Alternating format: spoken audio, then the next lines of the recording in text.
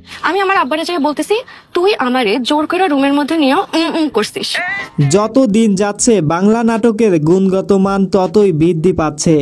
1-1.5 ঘন্টার একটা ভিডিওতে যে জীবনের কোনো বাস্তব চিত্র তুলে ধরা যায় তা বাংলা নাটক দেখলেই বোঝা যায়।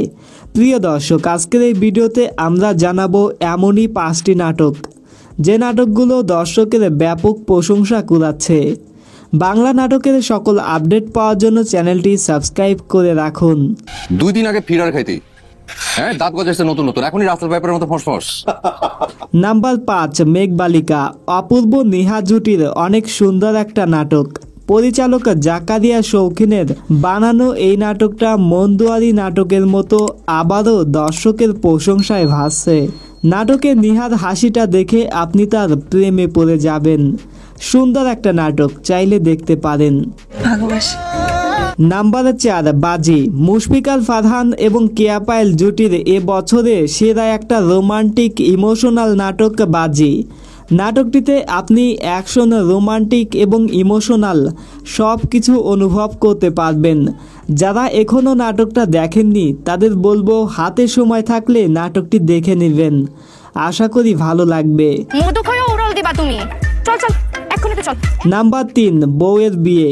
এই নাটকের কথা আর কি বলবো ভাই, টোটিনির অভিনয় দেখে তো আমি পুরাই ফিদা। নাটকে দেখা যায় ইয়াশ রোহানকে সহজ সরল ছেলের চরিত্রে অভিনয় করতে, এবং টোটিনি অনেক চঞ্চল একটা মেয়ের চরিত্রে অভিনয় করেছে। বউয়ের বিয়ে নাটকের নাম থেকেই বুঝতেই পারছেন কতটা ইন্টারেস্টিং হতে পারে নাটকটা। নাম্বার 2, দহন।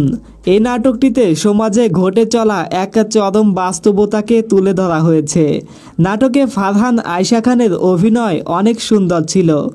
একই সাথে নাটকের গল্পটা হয়তো আপনাকে সাময়িক সময়ের জন্য স্তব্ধ করে দিবে। বললাম তো কিছু দেখি নাই, আর কিছু দেখলেও কাউরে কিচ্ছু কমু না। নাম্বার 1, তোমাদের গল্প। এই নাটকটা যে কতটা সুন্দর তা যারা দেখেছে শুধু তারাই বলতে পারবে। পারিবারিক ভালোবাসার বন্ধন কতটা শক্তিশালী এবং পরিবারের মানুষগুলোর সাথে একসঙ্গে বাস করা কতটা আনন্দদায়ক তা এই নাটকটিতে ফুটিয়ে তোলা হয়েছে। বাস্তবিক একটা গল্পে নির্মিত নাটকটা দেখে কেঁদেছে হাজারো দর্শক।